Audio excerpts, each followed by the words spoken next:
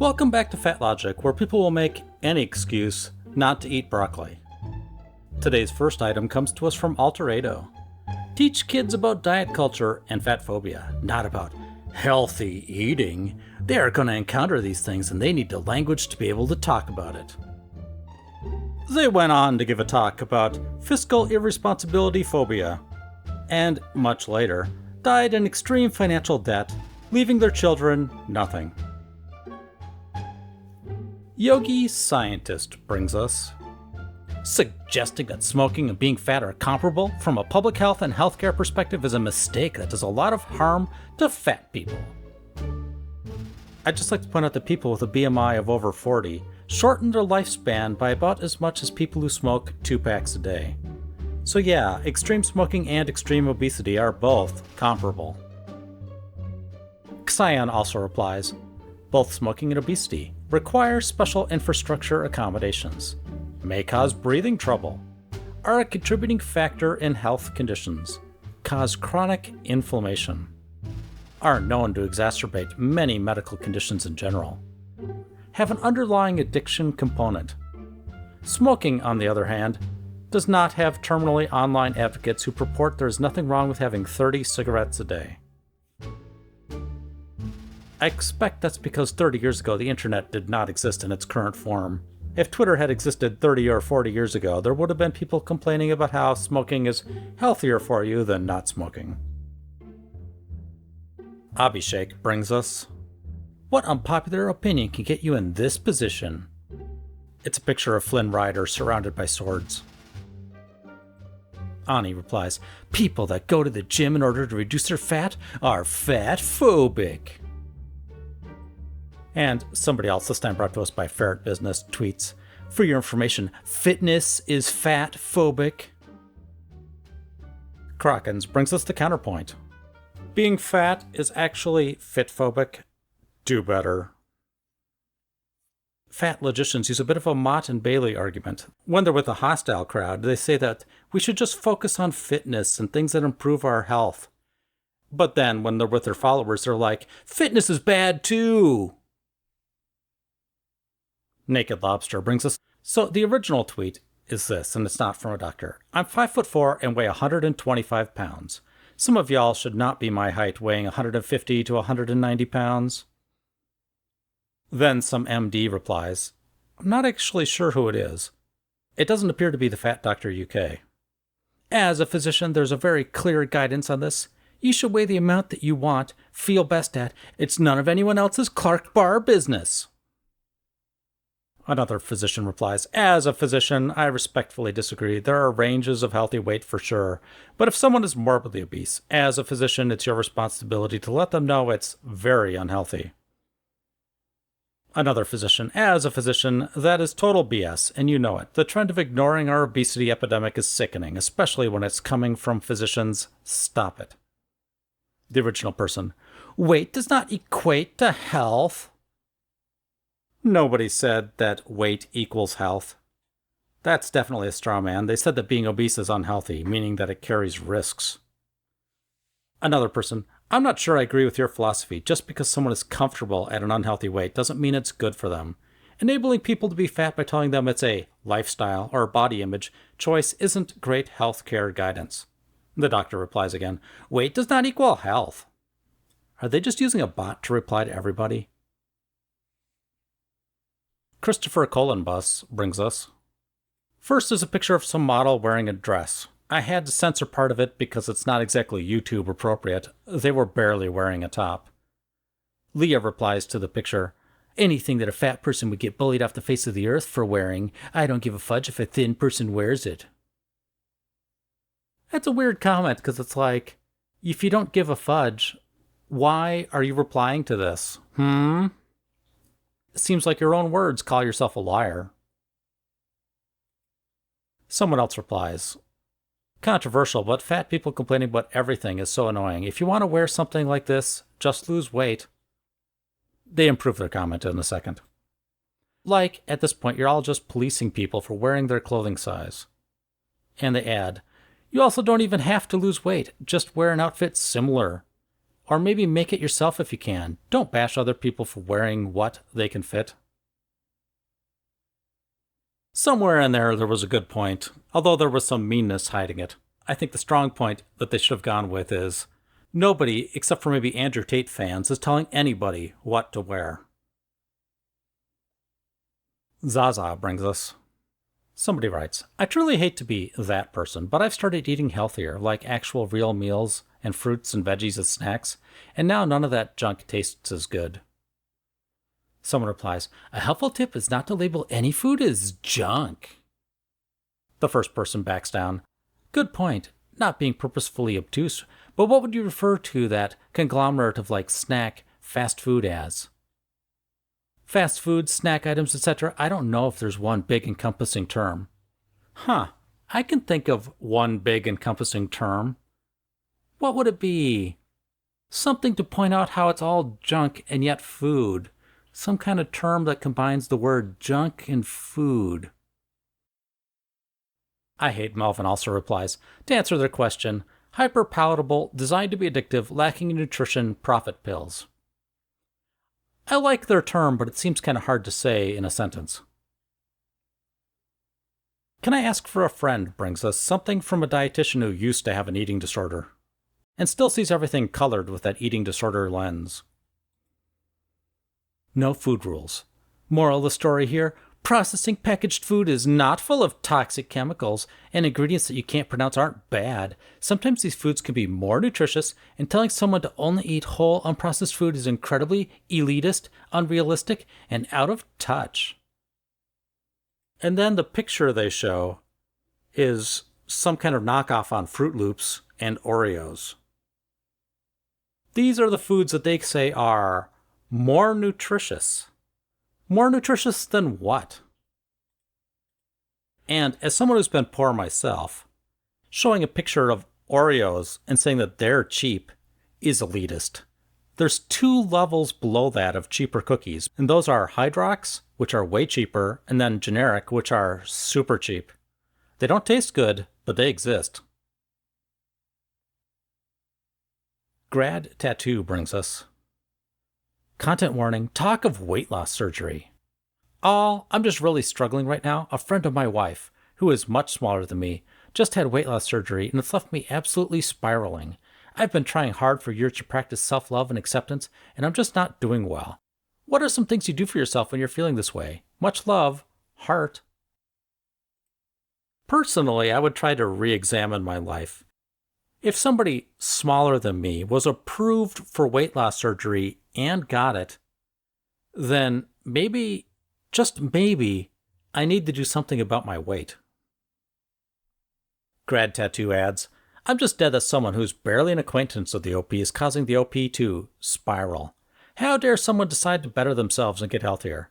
The fact that the OP is hurt by this tells me that she only thinks about herself. Tylenol was confused by this person. I say this as a fat trans person. It's easier to get affirming healthcare as a trans person than as a fat person. Can you imagine any outcry against anti-fat laws targeted at fat teens and adults in the way we've seen at least some of the sort of outcry against anti-trans laws? I just have to ask, what exactly would be fat-affirming healthcare? What does that mean? Are we talking about doing liposuction from one person and transferring it over to another person so that they can be fatter? Because that's weird, and I don't get it. Also, and this may come out as harsh, being fat is not an identity. It might be a characteristic you currently have, but it doesn't define you. Sullen Avalanche brings us. This tweet is about Ozempic. I'm obese, nice to know you. We absolutely cannot lose Lizzo to this, but we might. I saw Jennifer Coolidge lost a bunch of weight. She's on it, obviously. Obviously, Adele's been on it for years too, as well as Lipo, etc. This is such an amazing can't-do attitude. They think that everybody who's lost weight, at least if they're a celebrity, is on Ozempic. When somebody takes a long time to lose weight, but they succeed at it, and your immediate reaction is, that's impossible, they're obviously on Ozempic. You got issues. Maybe they succeeded because they figured out a way that worked for them. and it had nothing to do with medications. Aconic brings us. This girl on TikTok is talking about how she lost her mom to gastric bypass surgery, and everyone in the comments is telling stories of other people who died from gastric bypass. We are not exaggerating when we say fat phobia is killing people. They're just covering it up. Groundbreaking Age replies, To that I would counter, we are not exaggerating when we say obesity is killing people. Globally, 4 million people die from obesity annually. Gastric bypass has a 1 in 1,000 death rate, which is to say, it's very unlikely that one will die from it. It's like a 0.1% mortality rate. But go on, keep drinking the Kool-Aid, literally and figuratively, and try to explain how the intervention to the disease is worse than the actual disease. Use facts and statistics. I'll wait. Not a Ginger was talking about buccal fat removal in a plastic surgery sub. That's the fat that's in your cheeks. And as far as I know, it's a purely cosmetic procedure. They were not talking about the kind of plastic surgery that makes one's life better, like for burn victims and people like that. That subreddit had a bot that said, "Hello, please do not use fat-phobic phrases or words such as fat. Hurtful language about body image can have significant negative impacts on an individual's mental health and self-esteem, etc., etc." It's a good message, but doesn't make sense in this particular subreddit. A subreddit about cosmetic plastic surgery. I don't think so. It's like going to a Republican conference and getting mad when they talk bad about Democrats. Right or wrong, that's what the people are there for. Ooh Woo Prickly Pear brings us something from an Instagram fat activist. Replace these fat-phobic beliefs. The belief, everyone knows that being fat is bad for your health. Numerous studies have shown that you can be fat and healthy. Adverse health outcomes associated with fatness can be linked to dieting, weight bias, and subpar healthcare, and not having more adipose tissue.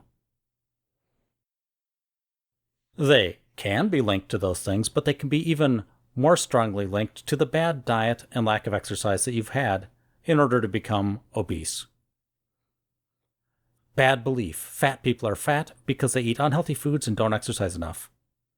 New thought. Human bodies come in a variety of sizes. There are hundreds of reasons someone has a bigger body, and none of them is the fault of the fat person or mean they don't deserve respect. Whoa, whoa, whoa, whoa, whoa! Who said anything about respect? We're talking about the food that you eat and the amount of exercise you get. Why are we talking about those in terms of how much you weigh? Because calories in versus calories out is the only thing that matters in terms of fat gain and fat loss. Respect has nothing to do with any of this. Bad thought. Just lose weight. It's as simple as calories in versus calories out. Reply. Most people can lose weight temporarily. However, there are zero studies to show any diets work long-term for the vast majority of people. Losing weight and keeping it off is not attainable even if someone is following calories in, calories out diets. It's true, there's no diet that's so easy that over 50% of the people succeed on it. That's true. The actual real success rate on diets is closer to 20 to 30%. It can be improved by counseling and things like that, and people who exercise more tend to keep off the weight longer, sometimes slowly losing more and more weight over time. This kind of attitude bothers me. Imagine you're born into poverty, and someone tells you that there's only a 5% chance of escaping poverty. Would you A, give up and just get more poor and get into extreme credit card debt and be hounded constantly by debt collectors? Or B, try to escape from poverty? One thing's for sure. People who try have a much better chance of succeeding and getting out of poverty than people who don't try. All right, they continue. A diet is intentional weight loss. 95 to 97% of diets fail. Well, that statistic's wrong. As fat logicians themselves have shown, the success rate is closer to around 20 to 30%. Any means of intentionally trying to reduce your body size will probably fail. Yes, even if the diet you're on is body positive, a lifestyle change, or not a diet. You know, I just ranted about this a second ago, so I'm not going to rant again about it. Fearing fatness because you think it makes you unhealthy is fat phobia and healthism in action. I did a little bit of research about what healthism is. It's where you kind of go too far with your health and you like maybe exercising for like 5 hours a day, only eating like the purest, cleanest foods all the time, and that you're deathly afraid of eating anything unhealthy. Basically, it's a kind of eating disorder. It is not something that most people are affected by. Going to the gym for an hour 7 days a week is not healthism. If you feel like you don't want to be obese, that is not an example of healthism. This one's a little bit weird because it talks about policing what you say, which makes sense in certain situations, but I'm not sure that these are the correct situations. For example, if you said, "Oh my God, how did you get so confident?" A fat person would hear, "How do you feel confident? You shouldn't because you're fat." That's called being oversensitive. When you take a compliment and turn it into an insult. If you say, "I'm going on a diet," a fat person will hear, "I don't want to be fat like you." You've taken somebody's comment about themselves and turned it into something about you. To put it bluntly, that's a you problem. If you say, "You're so brave to wear that swimsuit, bikini, crop top," I think fat people have to be brave to show their disgusting body. Lol. Alright, that one's probably a good one. You probably shouldn't be calling people brave for wearing something that you think fat people shouldn't. That's toxic. Alphaba brings us something from a tall women's group. Alphaba adds that they're 6'1". Indeed, that's very tall for a woman. They were used to be 300 plus pounds and now weigh 177 pounds. And that they used to believe a lot of this kind of stuff too. Alright, here's the first person. "Hey y'all, I'm 6 feet tall and my weight has gone up and down my whole life. I'm currently coming out of being on a heavier side and I'm at 215 pounds. I was feeling pretty good about myself until I decided to look up what the ideal weight is for a 6-foot tall woman. It's 135 to 180 pounds. I checked online what the actual range is, and it's 137 to 184. That's not a big difference, but it's an extra 4 pounds of leeway that it gives you. Evidently, I'm morbidly obese still. Okay, being in the overweight category does not actually put you in the morbidly obese category. I know this is mind-blowing stuff. I remember when I weighed 180 pounds, I was very thin. Anyway, just wondering what your thoughts were on this. I have a pretty thick skin, so you can be honest. Alright, so I found a pro bodybuilder. Their name was Maria Wattel. Do they use juicy vitamins? I don't know. Anyway, they're 6 foot tall and about 185 pounds in the picture shown. That's, of course, in competition. They weigh more off-season. According to the sources I found, they weigh about 200 pounds off-season. Realistically, they might get up to 220 pounds. Because as you can see from the picture, they're very thin in that picture and needed to gain some fat to be healthy. My question is, for these people who claim to weigh 210 pounds and be thin, do they think they have as much muscle as this pro bodybuilder? If so, what's the secret to their training program? And don't just say it's genetics. Bodybuilders usually have very good genetics in the first place. So you can't just be like, "I have better genetics than them." No, you probably don't. Someone else. Exactly. I'm a personal trainer and know more about healthy weight than my darn doctor. Every year I tell her my body fat percentage and my muscle mass healthy, so she won't use BMI. Morbidly obese. Someone else. Yeah, exactly. I've lost nearly 40 pounds. I feel freaking amazing at 43 years old. My arms look awesome, and I'd still register as morbidly obese. Give me a break. No one would look at me and say I'm morbidly obese. Okay, I'm not sure if these people just don't know how to use online charts. I just checked, and if you're 6 feet tall, you have to weigh 300 pounds to be morbidly obese. You're probably kidding yourself if you think you're 300 pounds and skinny. I'm 6 feet and 235 right now. My goal weight is 200 to 215. I know I'll never be under 200 as my body is not built like that. So this person has more muscle than that bodybuilder I mentioned before. Okay.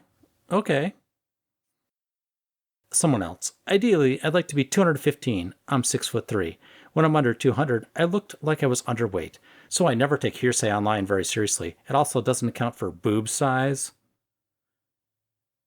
The actual ideal for 6'3" is under 200 pounds. And I should mention that BMI does account for boob size because it's based upon statistics. It's not some theoretical number that some physicists arrived at by approximating the human body as a sphere. That's not how it's done. It's done by looking at actual humans and seeing where the healthy range is for actual humans. So it accounts for boob size because actual humans have boobs. Someone else. I'm every bit of about 260 and I carry my weight well. I would never want to be 180 plus. I'm a woman of color, so these charts have biases. Could I lose some weight? Well, of course, but I'd rather be tall and thick than model pole. Alright, so I looked it up. According to the American College of Cardiology, the BMI cutoff for the healthy range for Caucasians is about 25. According to the American College of Cardiology, for black people, it's 23.4. That is to say, it's lower for black people. And it's even lower for Chinese people, Arabs, and Southeast Asians. I've seen some people claiming that it's higher for black people, but I have no idea where they're getting their evidence. Someone else. Weight charts do not show proportionate numbers for tall women. I never listen because they say I'm obese at 5'10" and 175 pounds. That is grossly incorrect. I'm 5'10" myself, so I know these numbers reasonably well. That's where the overweight category starts, not where the obese category starts. If you're 5'10" and 175 pounds, then unless you've been doing a lot of juicy vitamins, it's very likely that you do indeed have a little bit of fat to lose. Someone else. There is no way that I, a 6-foot-tall woman, would ever look healthy at 135 pounds. I didn't even weigh close to that in high school, when I was quite thin.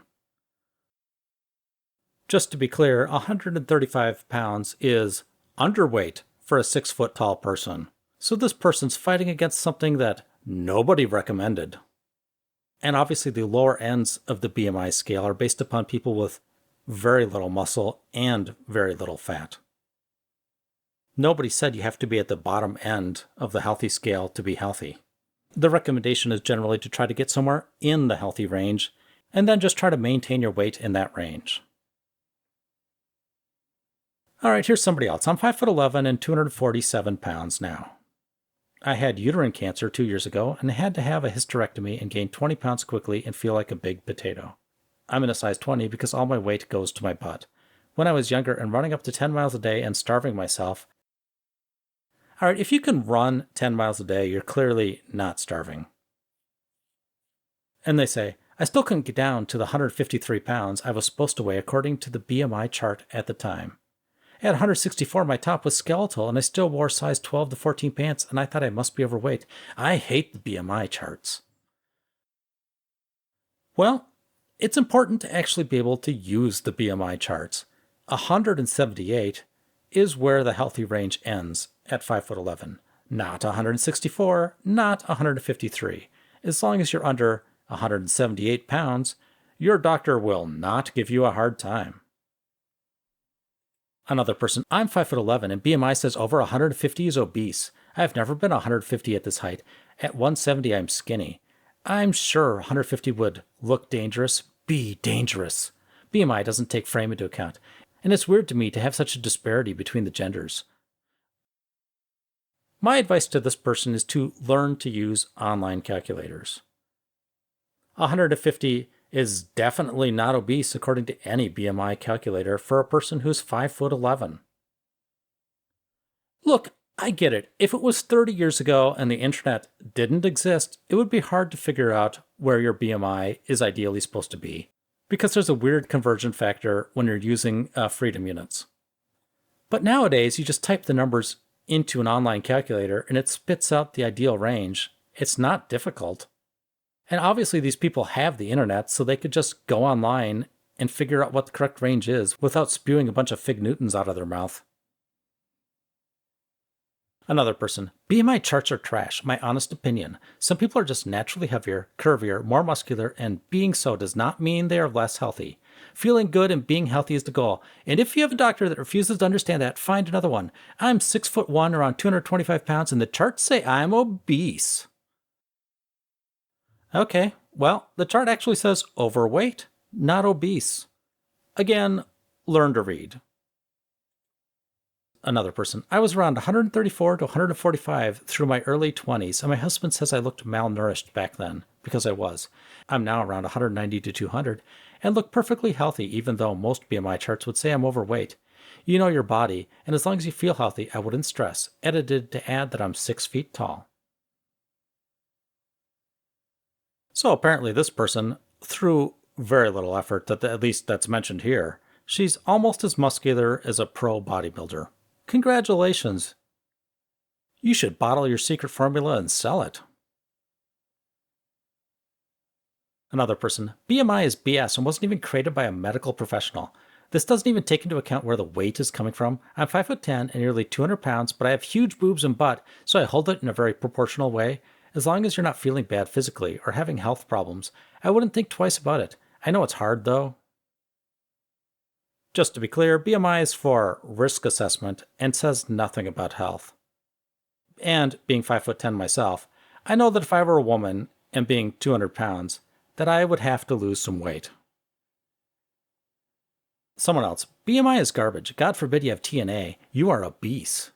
At my skinniest, when you could practically see my ribs, I was still obese by that scale. I'm sorry, but at a healthy weight, your TNA shouldn't be 50 pounds. And to get into the obese category, you're talking about holding a lot of extra weight, not just a little. Emo Banana brings us. Someone posts an infographic. Fudge diets, 100%. The first thing it says is eat food to stay alive. This is good solid advice. Yes, everyone should eat food. Treat yourself. Cupcakes are tasty, period. That particular cupcake has pink frosting on it. I would be scraping that off. And then it looks like it's a vanilla cupcake, so I would just not eat it. No thank you. So, despite them putting period there, I do not want that, period. I know many people will disagree with that last opinion. The next one, you're the boss of your own underpants. What? Of course you're the boss of your underpants, but what does that have to do with dieting? Are you suggesting that if you're eating food that gives you diarrhea, you should just keep eating it because you're the boss? That's dangerous advice. And then there's like a sketch of the person and it says, I am not a before. If your current picture is not a before, then you will have no after. That's just logic. 200,000 years humans have lived without diets. Truffles the Mushroom replies to the last part. Because physical exertion was not optional. True starvation was an ever-present threat, and our distant, and for much of us not so distant ancestors, needed to eat as much as they could, whenever they could, just to stay alive.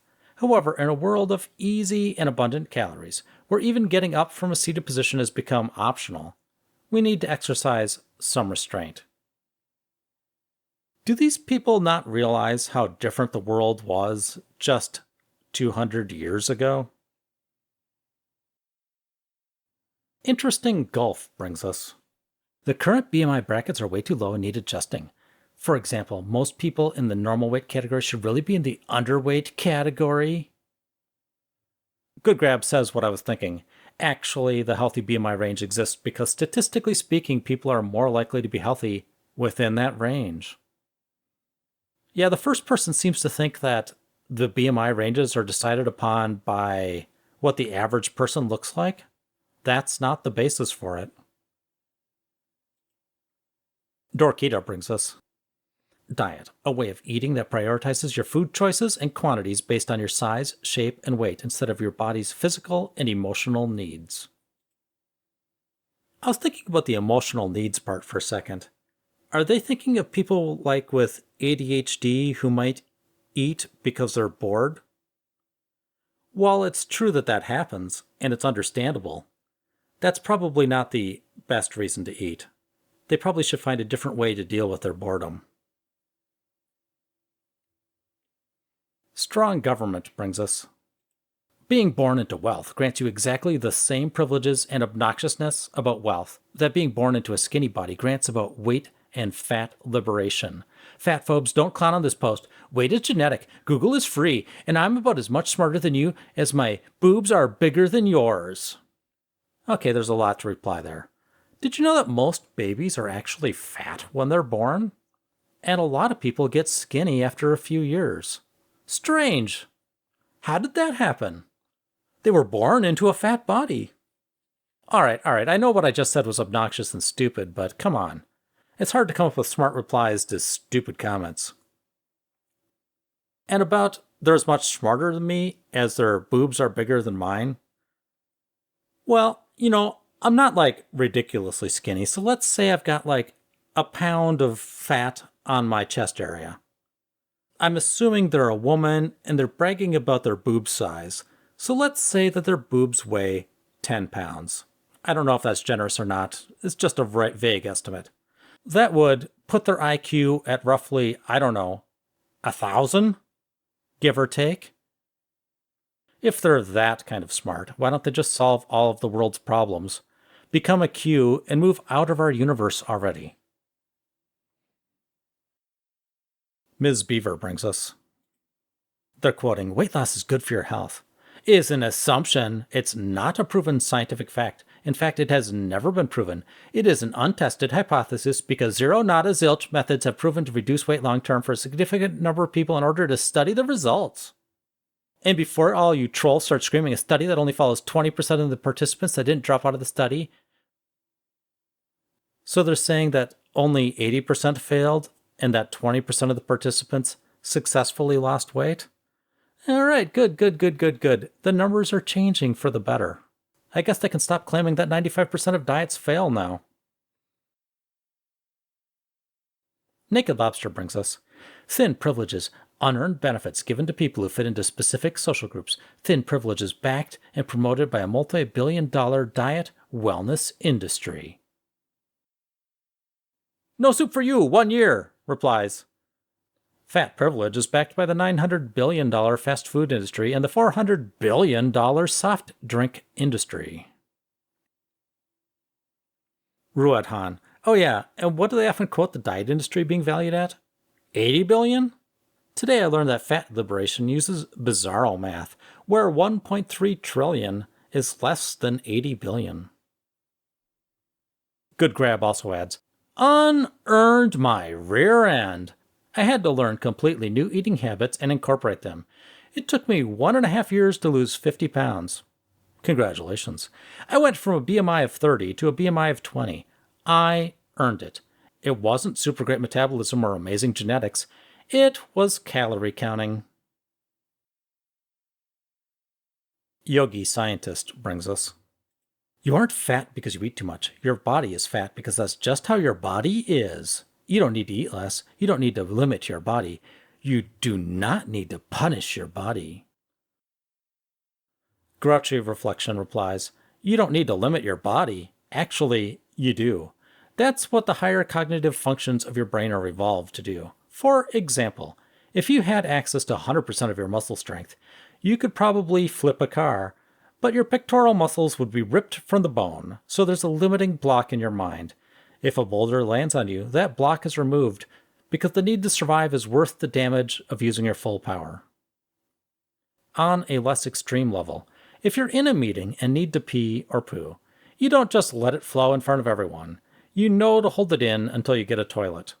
If you feel peckish while grocery shopping, you don't rampage around the supermarket, tearing open packages and feasting like a feral honey badger because it's against accepted social norms. It's called being an adult. Ishimura Huntress brings us. You know what the world doesn't need? Another empty, hollow body that exists purely to shrink and suffer and starve into fitting society's skewed sense of beauty. You know what the world needs? More genuine, raw, sweet souls that are not defined by numbers or sizes, but focus their energy on changing lives and healing hearts to fix society's brokenness. You know what will not be remembered? BMI, lowest weight, daily calorie intake, calories burned, jeans size, foods eaten and foods not eaten, hours spent at gym, waist measurements, thigh size, presence, or lack of stomach rolls.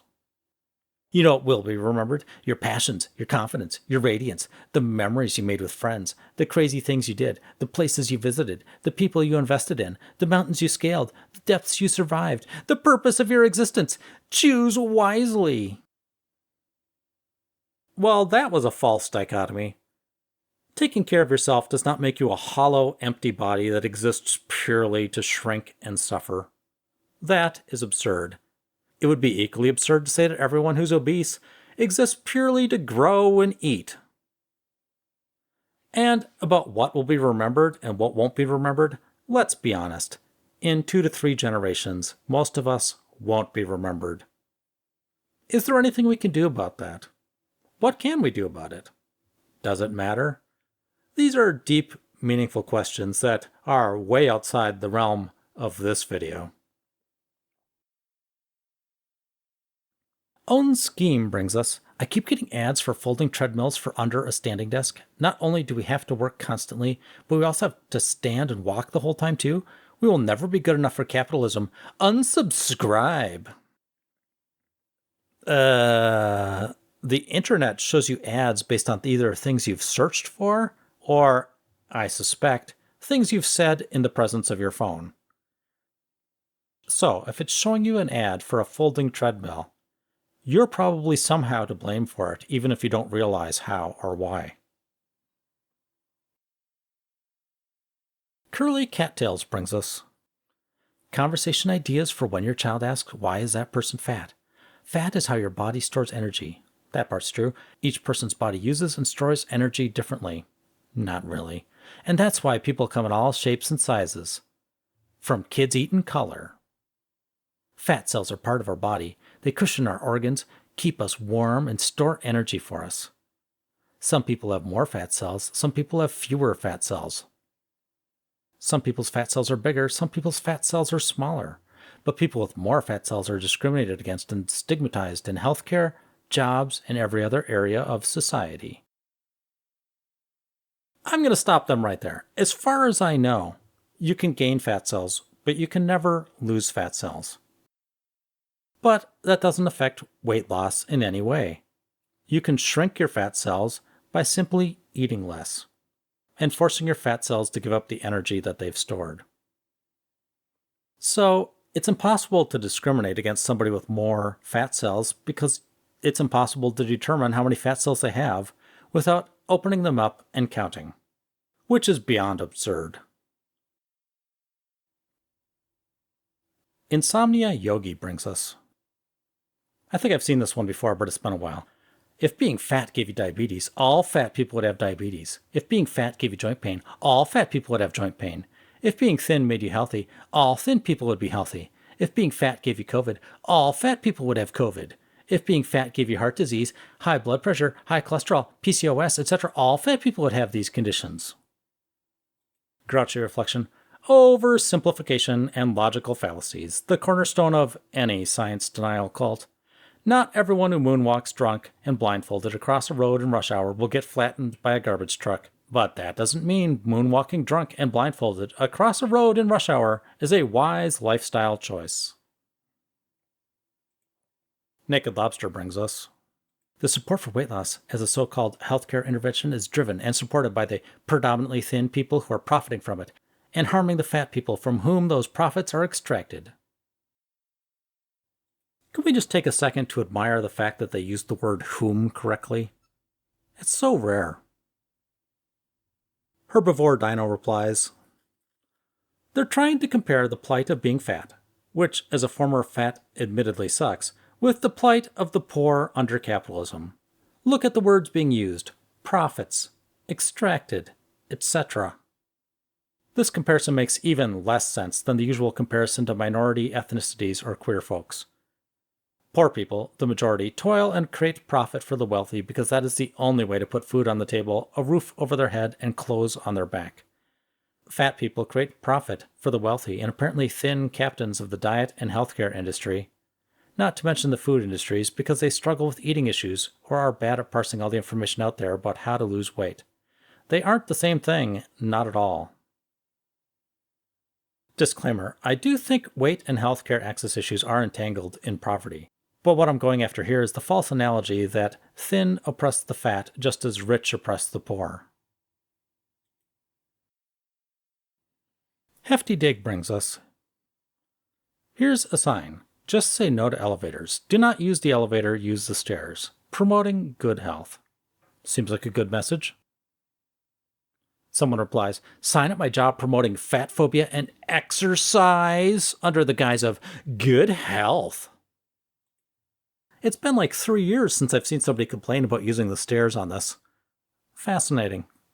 JPL replies, it's interesting. I just recently got accepted into being included in the cohort for the National Weight Control Registry.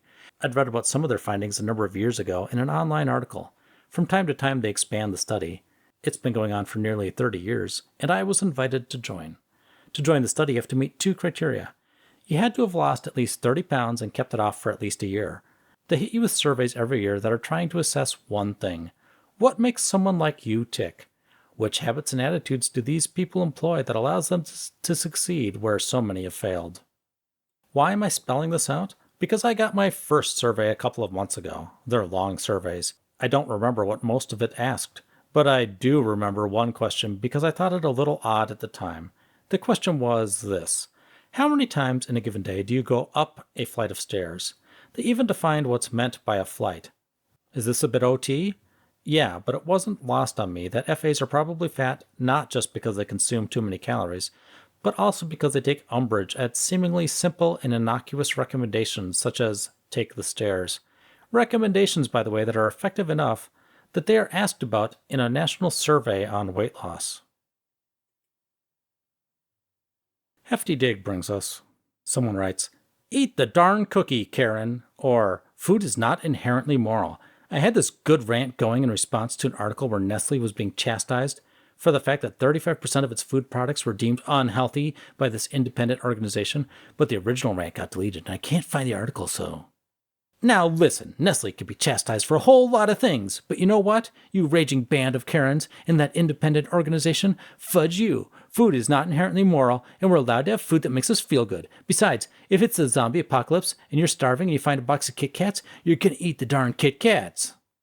And before a bunch of y'all at me about diabetes is primarily genetic, and eating too much sugar isn't how you get it. You've been lied to by a culture that prioritizes thin bodies on a moral and religious level. Fudge you, Christian fathers and Puritans, and a diet industry that wants you to believe that eating foods that make you feel good is somehow a criminal offense.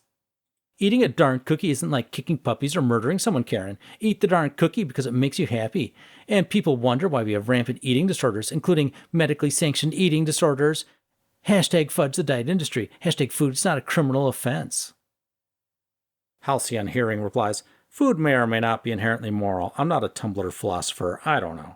I do find Nestle's practice of draining aquifers for bottled water, pushing baby formula in low-income countries, and using child labor to harvest cocoa beans to be unethical, though. Dark Smarts, you're calling the independent researchers Karens when you're the one throwing a full-blown tantrum over research results you don't like? Nobody said you're bad for eating sugary foods.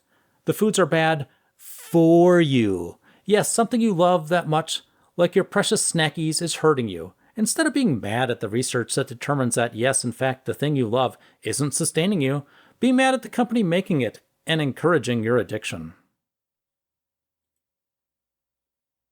Naked Lobster brings us. Academic papers list of dysfunctional behaviors includes obesity. How does this get past peer review? Obesity is a term made up to pathologize bodies based on height-weight ratio. Claiming it's a behavior is just telling on yourself that you've stereotyped fat people. Somebody replies, let me see that paper. What's the paper? Someone else, Please share the citation. I feel the need to read and comment. FA Throwaway replies, I don't doubt that there are plenty of academic papers that correctly identify a causal link between pathological behavior of significantly overeating and obesity. I do doubt that there's an academic paper that made the statement that obesity itself is a behavior, because you learn you need to have precise operational definitions of all variables in week 1 of an undergraduate research methods course. Probably any high school science class where you run an experiment, really.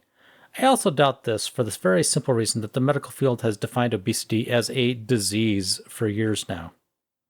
But I don't doubt for a second that someone in the FA movement completely misunderstood, purposefully misconstrued, or totally fabricated an academic journal article, though. Ferret's Business brings us, if you see my anti-diet posts on my page, good. I'm big mad at the fat-phobic world we live in, and y'all could use some empathy and education. Your body is good enough. Intentional weight loss does not work long-term, which means it doesn't work. 95% failure rate. All foods are good food unless they have spoiled or you're allergic. Weight loss surgery kills, but it's a great moneymaker and people would rather die than be fat. Life of Hard Hats does some research. Recently, several sophisticated formulas were used to simulate life expectancy in severely obese patients who had gastric bypass surgery versus those who did not. The researchers found that gastric bypass surgery added 2 or more years of life expectancy in all age groups. Of course, some people may have a bad outcome, but overall, it's a net positive. They continue on, organic food is not morally or nutritionally superior. Ikimzel replies to that part, okay, but a non-organic apple is still a heck of a lot better than a packet of Oreos. And normally that would seem like a crazy attack, but earlier in this video we saw somebody recommending Oreos as a healthy food option. Insomnia Yogi brings us, I feel like a bad fatty. I have a lot of these things that everyone my whole life has told me I'll get because I'm fat. PCOS, type 2 diabetes, fatty liver, heart and breathing issues, weakened immune system, etc. But do you know what I think is actually the cause? Childhood trauma, my genes, and yo-yo dieting. I think a difficult childhood caused PCOS and BPD, and messed up adrenal and hormones response system, and then from age 11 fat-shamed and off on a journey of perpetual starvation and toxic diet culture. At 38, my head is now so full of totally fudged diet rules, and my relationship with my own body is non-existent, that I don't feel worthy at all, especially when I have all the told-you-so diseases and illnesses. I hate it, mostly because I feel like I reinforce the harmful stereotype, so I keep quiet when my fatness is mentioned. If I speak and tell the truth, I feel like I'll just reinforce the whole obesity BS.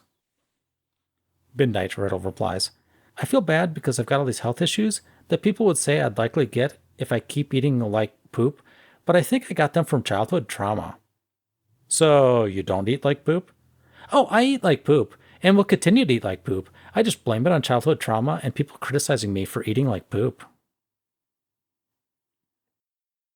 Seahorse War brings us, this comes from a pro-fat mommy blogger. 4-year-old, your tummy is fat because you grew me inside it. Me, you definitely helped, but I think it was always going to be fat. 4-year-old, yeah, some tummies just get to grow up to be fat. What a message. Don't do anything which could affect your life. Just accept whatever happens to you. This one's brought to us by Hefty Dig. This is somebody complaining about the body mass index, BMI. They write a bunch of stuff and then go on to write this. For example, in one study, it was observed that 30% of so-called normal weight people are unhealthy, whereas 50% of so-called overweight people are healthy. Thus, using BMI as an indicator of health results in the misclassification of over 75 million people in the U.S. alone. Boy, they got tricked by some slippery statistics there, didn't they? If 30% of the normal weight people are unhealthy, that means 70% are healthy. Duh. And if 50% of the overweight are healthy, that means 50% are unhealthy. So, by your own statistics, the normal weight people are healthier than the overweight people. Anybody who repeats this statistic in this way to try to trick people was either taken advantage of by slippery statistics or is trying to take advantage of people. Naked Lobster brings us. This is about people complaining when they want actual evidence for Fatlogic. Everyone wants to learn, but no one looks for learning resources that are an internet search away. So many things to read, watch, listen to, but that's not enough. People need a 2-sentence breakdown of decades of work that can be discarded when it doesn't answer every question. The era of marginalized people doing one-on-one tutoring in the replies, or DMs, or emails is dead. Get over it, and find the things so many of us spend so much of our time doing for little or no pay, or don't get over it and stop pretending you care. This has the same energy as people who claim that the flat earth is true and you should do your own research and look at this YouTube video that my Uncle Carl sent me. It'll answer all your questions. It won't. Lynn Zold brings us. Thin privilege is not being referred to as jolly when you're happy. Okay, I agree that calling people jolly when they're happy just because they're fat is not a good thing, but what is this, 1850? Nobody does this. Thin privilege is not having to loosen your belt after a big meal. Let's just take a moment to appreciate the fact that they spelled the word loose correctly. Luminous Pog points out the obvious to the second one. I'm very thin, and whenever I have even a regular meal, I'll have to unzip my pants to be comfortable. This has more to do with bloating than being fat.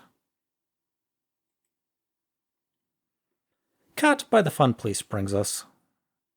It's a meme of sorts. Tall people. I'm eating 1,200 calories a day and only losing 2 pounds a week. Average height people. 2, I'm only losing 1. Short people. 1, I'm only losing half. People with PCOS. Wait, you guys are losing weight. Magpie-hearted girl replies, actually, losing between 0.5 to 2 pounds is considered normal and healthy. And while PCOS can make weight loss more difficult, it doesn't doom you to being obese. I wish people would stop pushing this idea. If you're looking for weight loss info from someone who actually has PCOS and BED, check out Michelle McDaniels. She's funny too. Separate ad brings us somebody who explains the contortions your mind must go through if you both believe that Ozempic works to lose weight and that set point theory is correct. It's thought that body weight is controlled around a set point, your default weight. That set point is different for each person and is governed largely by a person's genetic makeup. For some people, this set point is in the normal body mass index, but for others, this can be the overweight or obese BMI range. If a person loses weight, the brain will act to increase body weight by increasing feelings of hunger and decreasing energy expenditure. This in turn has the effect of raising weight back to the body's set point. Semaglutide essentially turns these functions off. So even when weight is lost, these feelings of hunger are suppressed, thus preventing weight regain. And of course, all of this ignores hyperpalatable foods, which ruin the whole theory of set point by tricking your body into overeating. Set point theory generally only works when you're eating healthy foods that are all natural. And I'm going to say what I've said before. If you're looking for roughly the same effects as you get from Ozempic without all of the side effects, consider increasing the number of vegetables you eat per day. Rainbow Tour brings us. Those of us who don't subscribe to society's beauty standards, which are totally arbitrary. In the Middle Ages, everyone wanted to date fat women, have the opportunity of developing better character, which will make us better spouses. Think about super hot young women you know. How many are kind and giving and thoughtful? When they get what they want, just for their looks, many become selfish. It takes a few decades for most guys to realize this. Oof, that has some incel or maybe femcel vibes to it. Ancient Matter replies to one part. The concept of a date didn't exist in the Middle Ages. Crazy Cat, Minnesota. Most of us outgrew this hot/kind false dichotomy when we got out of our teen years. While there are always a few people who are selfish due to the halo effect of being considered hot, most people's personalities are a mixed bag of positive and negative, healthy, unhealthy, coping strategies, etc. And most of the young men I knew in my youth understood this too. Hefty Dig brings us. Western cultural norms make no darn sense sometimes. Like a person's entire worth is based on how much They can work, but they also condemn the cultures where people have a carb and protein-rich diet, and the concept of healthy diet is just eating leaves and raw vegetables. It's absurd to me. Like, even if you are fully physically able now at a young age, think about your later life. You'll keep falling sick repeatedly because your immune system will be extremely weak once you reach 45. Not to mention mental health, because cutting off the food you enjoy eating completely can and will affect your mental health negatively. How is it eating healthy if you have to sacrifice a healthy middle and old age? Whew, boy, that was a lot to take in. So they think that eating healthy food will destroy your immune system? I'm going to need some sources on that one. And your source better not be a YouTube video from somebody who only eats raw meat. Son brings us. Also, probably in the coming century, a lot of East Asian women will most likely be fat because of epigenetics caused by so many East Asian women totally starving themselves. You know, I feel bad for people who work in quantum mechanics and epigenetics. People are constantly using their research to try to prove things that have nothing to do with epigenetics or quantum mechanics. Curious Star brings us. Somebody tweets, Virgie Tofar said something along the lines of, in her book, thinness is only upheld as the ideal because it signifies submission. So I read this as, thin isn't actually the most beautiful. All bodies can be beautiful. It's just what is celebrated because it signifies submission with these oppressive systems. First of all, Virgie Tovar is fantastic. Second, yes, an oppressive system has to uphold an oppressive ideal, and thinness is painted as a picture of morality, virtue, and health, something to earn through discipline, when, like you said, it's representative of either genetics or the violence of diet culture and disordered eating. So let me get this straight. You're not submitting by eating the foods that are incredibly addictive, but you're a passive slave if you go out of your way to fight the system and become healthy? I see. Tell me more about your strange religion where being a victim is being a rebel. Sujita Luminous. Lack of full-figured representation on the red carpets at the Oscars. This is not what the world looks like. I enjoy seeing the fashion, but I believe we can do better. Mrs. Buttsworth replies what you're probably thinking. The Oscars are not representative of what the real world looks like. And why do they have to be? Hollywood is notorious for having the most beautiful people. Why do they act like they are entitled to be represented? Final Fantasy brings us. Yeah, it's more about the whale. Sorry about that. This story's got to die down eventually, right? Now that the Oscars are over, right? I don't have to keep reporting this till the day I die, right? Skincare brand Dove rips into Oscar-winning film The Whale for using a fat suit instead of an obese actor. Throwaway. That's nothing. I also heard that Brendan Fraser wasn't in the French Foreign Legion, has never been to Encino, and was never even a caveman. He's a fraud. He's been acting his whole life to pull the wool over our eyes. Not short, never sweet. Wait, so you mean that mummy is still wandering around out there? What the fudge? Designer Insect. We should all rip into Dove for not making their soap from actual doves. Not short, never sweet. I held a Dove. They feel nothing like soap. Misleading the consumer. Smelly Tangerina. I love how Dove used to feast and profit from making women feel inadequate, and now they're pretending to be on the other side when they've decided there's more money to be made being inclusive. Remember that it's Unilever who owns Dove, and they are as bad as Nestle. J. Mitch. Unilever also sells skin bleaching products. Marketed to women in India. They're the last people who should be talking about representation and inclusion. They're a multi-billion-dollar corporation that just cares about profit and now want a virtue signal to make more money.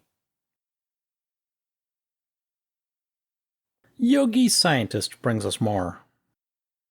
There's a sentiment that the movie, The Whale, is terrible, but Fraser deserves support, and I've been part of that. Looking back, I believe that was a mistake on my part. I regret it, and I apologize. He should be, and should have been, held accountable for choosing to be part of this atrocity. Okay, Ron replies, Twitter is so out of touch it's frightening. There was a tweet that was like, "We all love Brendan Fraser, but hate this movie. It unites us."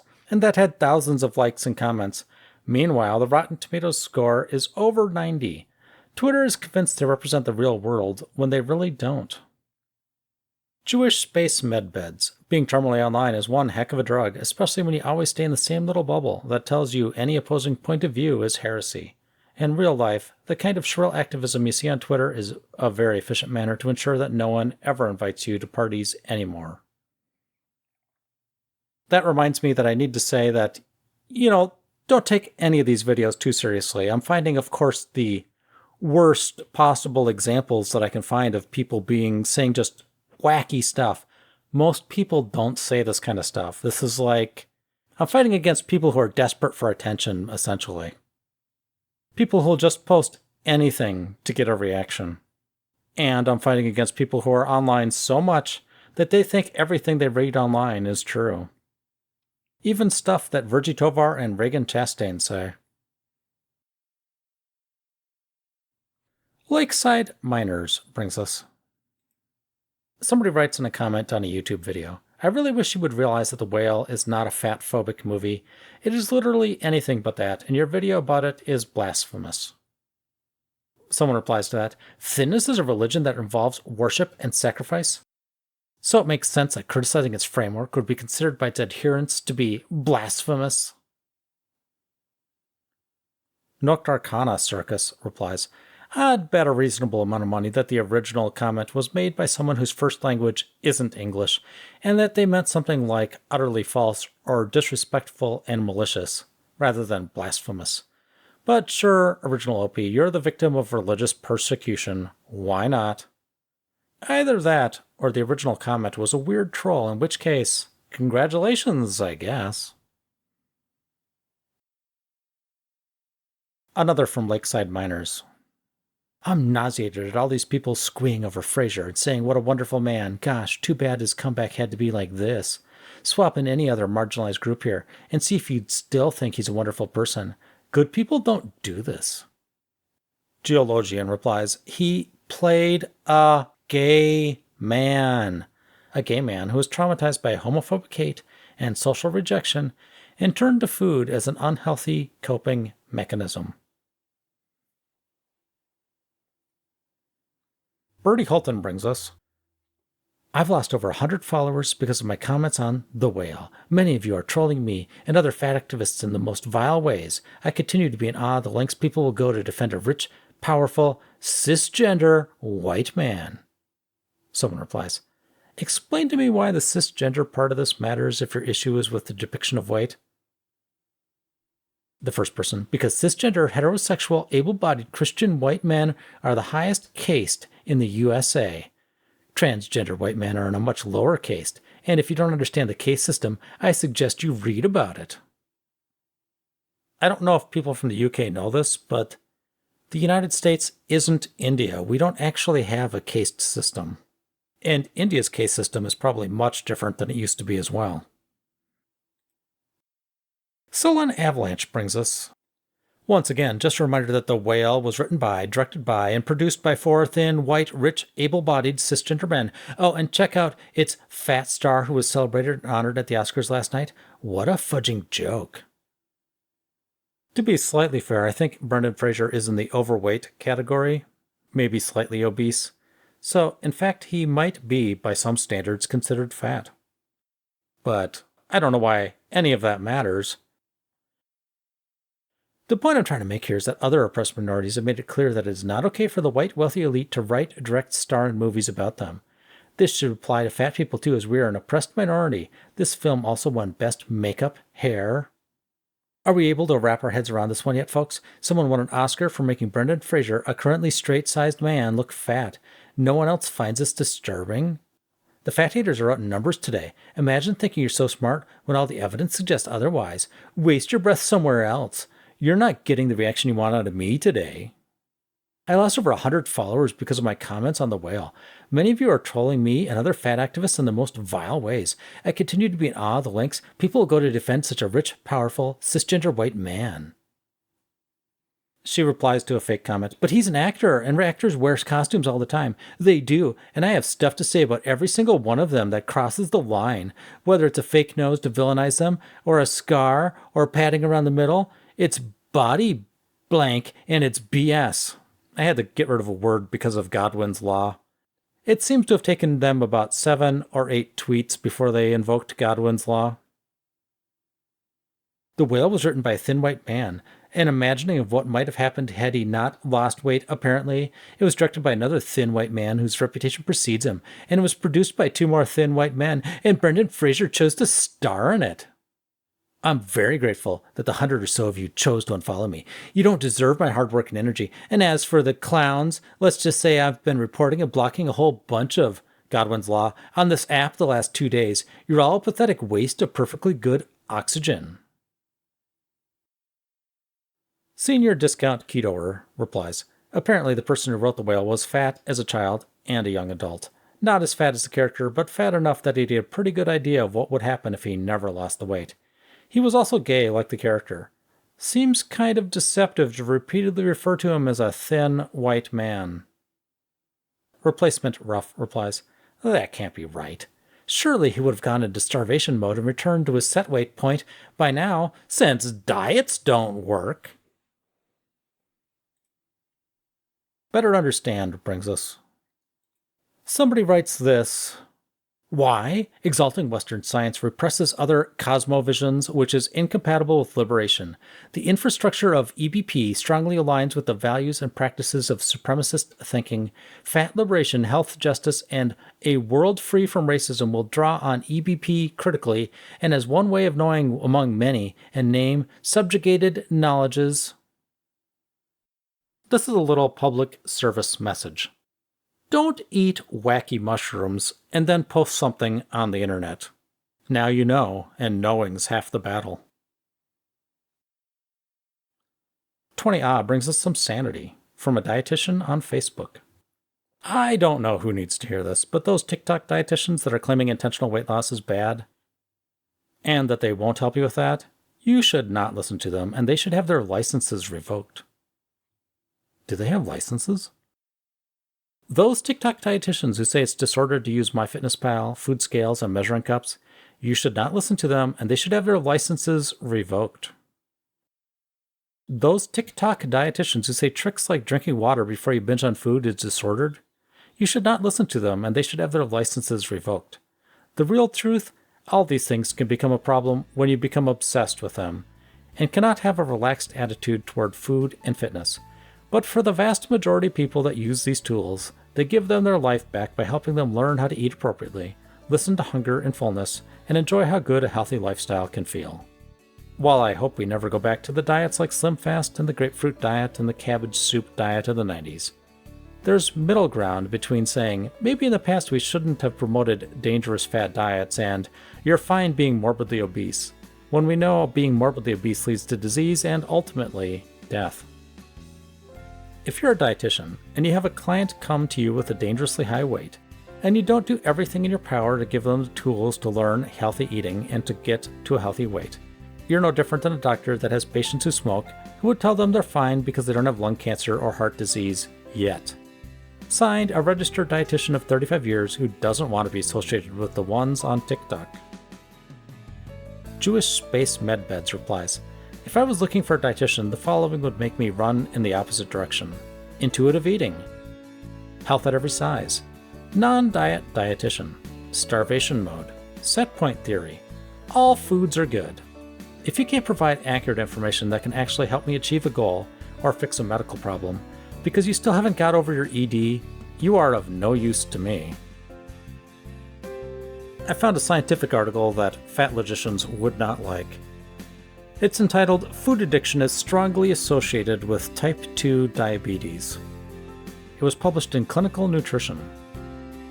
Before I get into the details, I'm going to mention why fat activists wouldn't like this.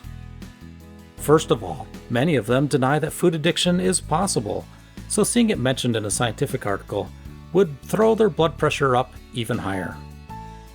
And second, mentioning that the food you intake/addicted to can cause or is associated with type 2 diabetes would also make them angry because they do not believe that's true. The group of people that they are studying, they describe as individuals who developed an addiction-like attraction toward highly processed foods. So they're kind of sidestepping about whether or not it's technically an addiction, because in reality it doesn't matter. The things that matter are whether or not you're eating too much of something like highly processed food, and whether or not you can stop, and whether or not it's affecting your life.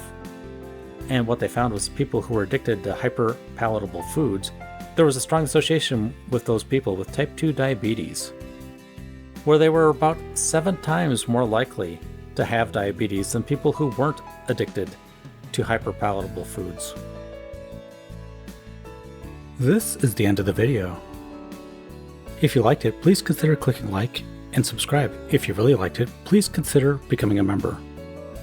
Members at the highest level get a short video every couple weeks about something that doesn't exactly fit into this video format, but is related.